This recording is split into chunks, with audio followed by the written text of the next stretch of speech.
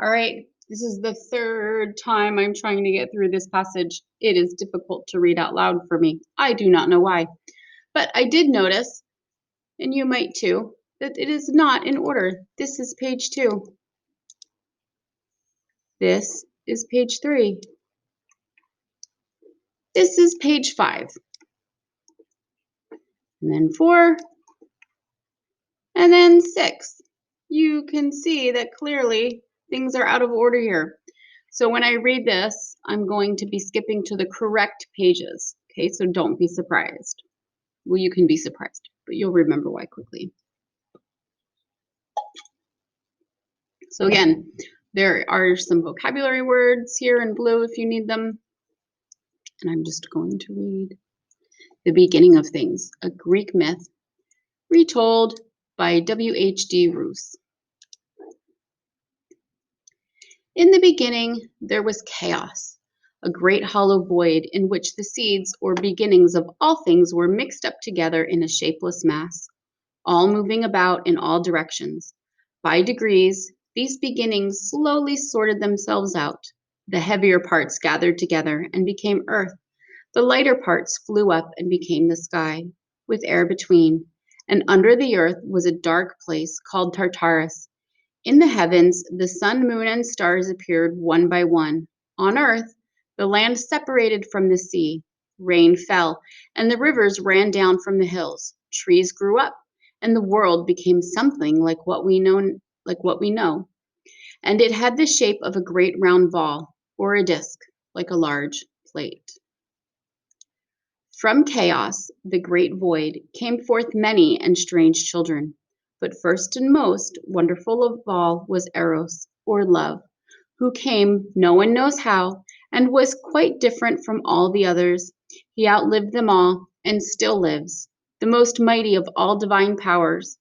From chaos came forth also Erebus and Black Night, and their child was the day. From chaos, lastly, came into being Father Uranus, or heaven, and Pontus, the sea, and Mother Earth. Heaven and earth were parents of a great brood of children. These were called, in general, the Titans.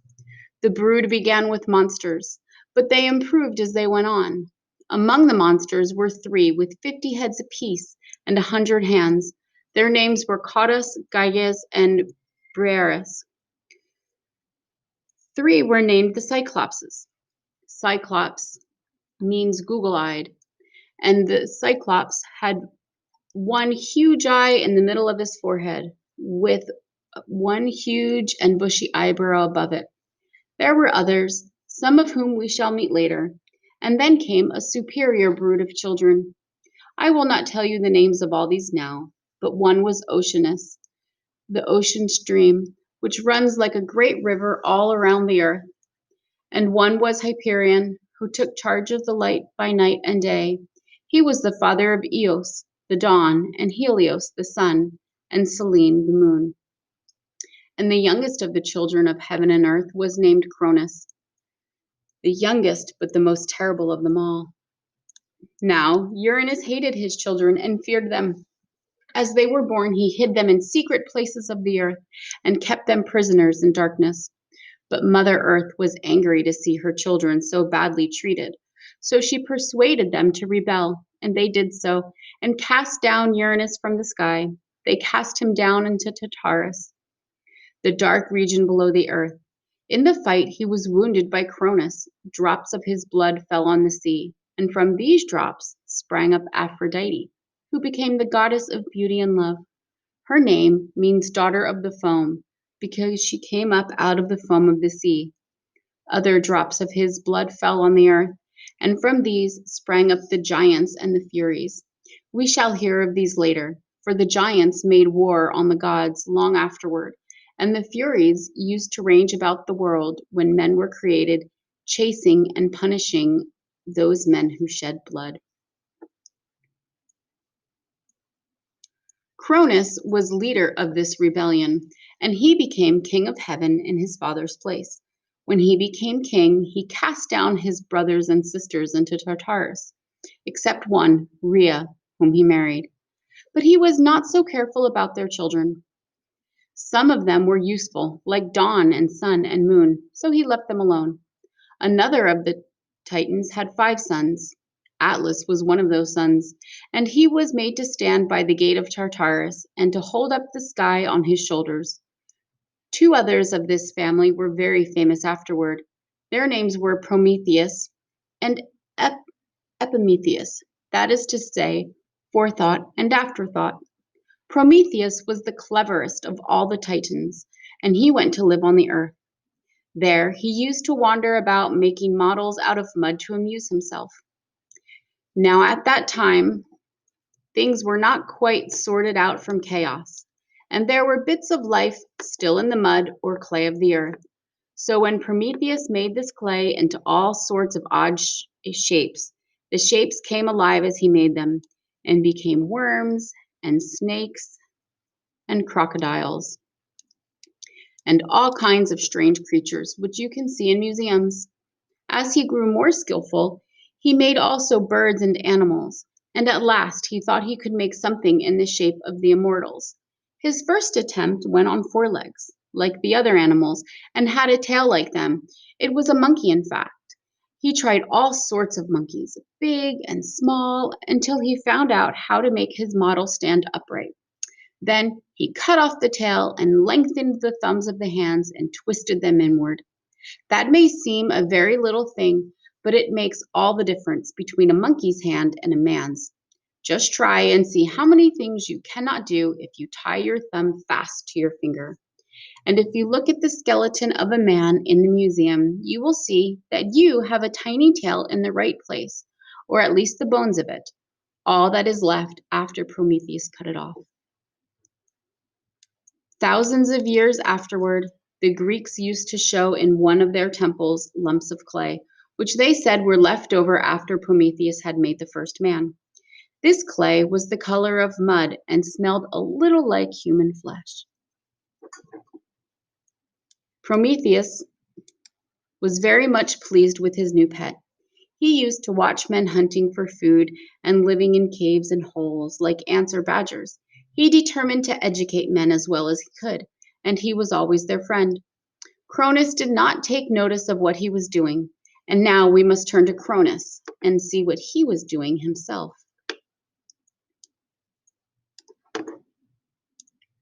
Cronus had married one of the Titans named Rhea, and he was determined that his children should not rebel against him, as he had rebelled against his father. So as soon as one was born, he swallowed it whole.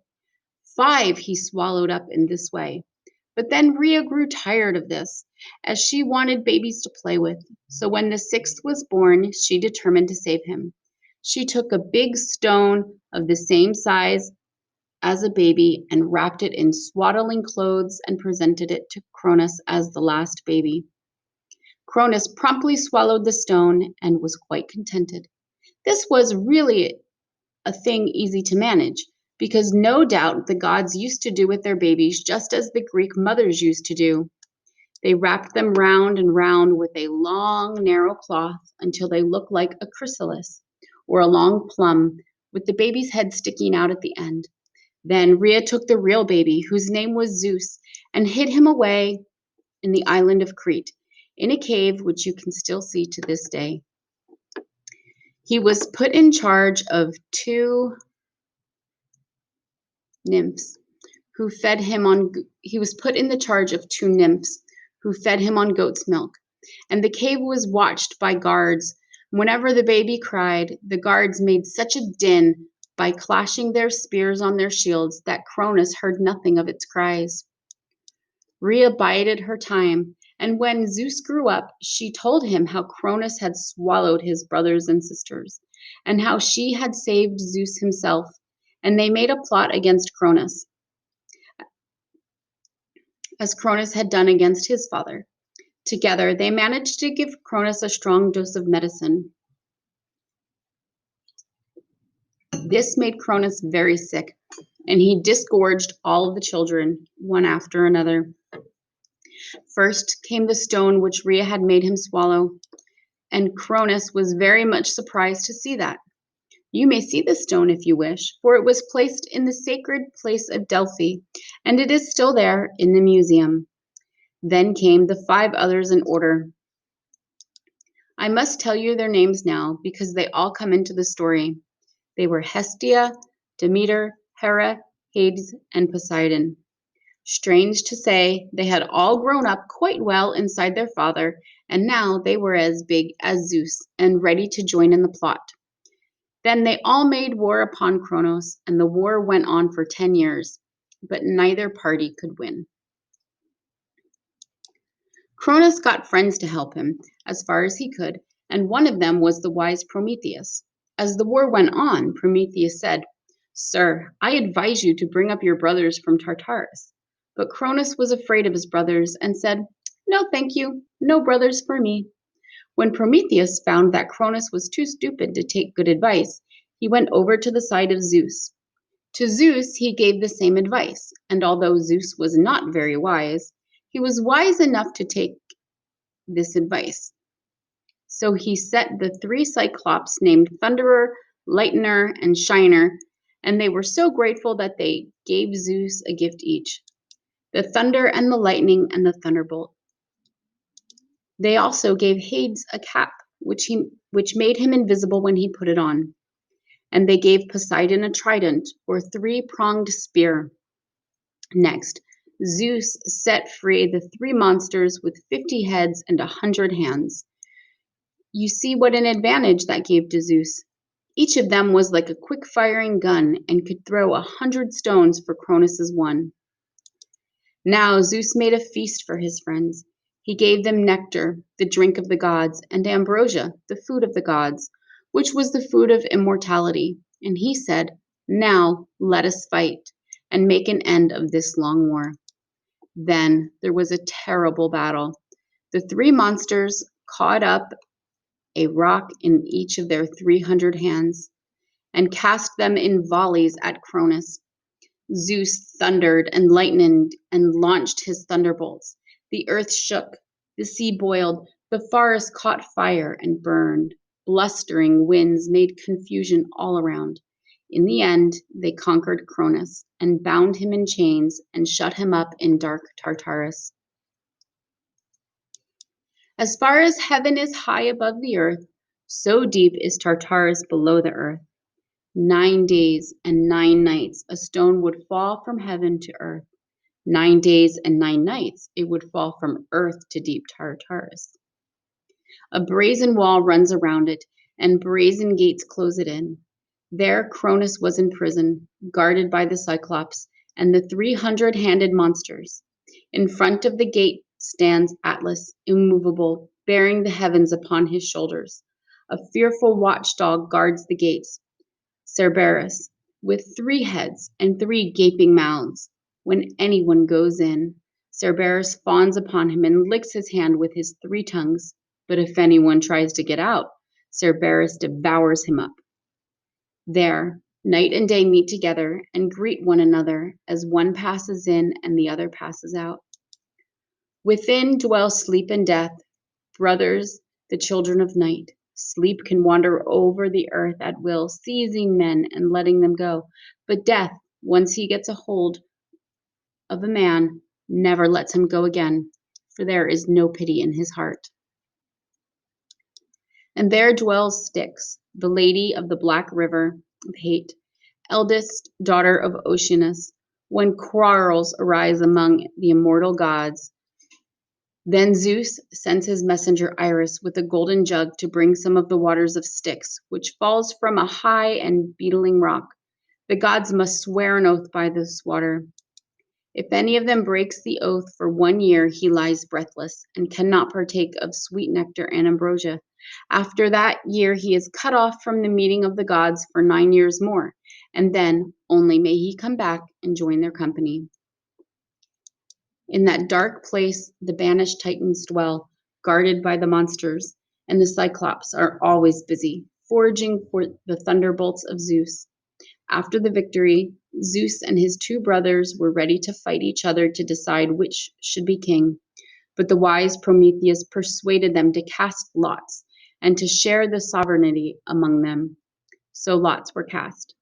Zeus became king of heaven, and Poseidon king of the sea, and Hades king of dark Tartarus, but the earth belonged to them all.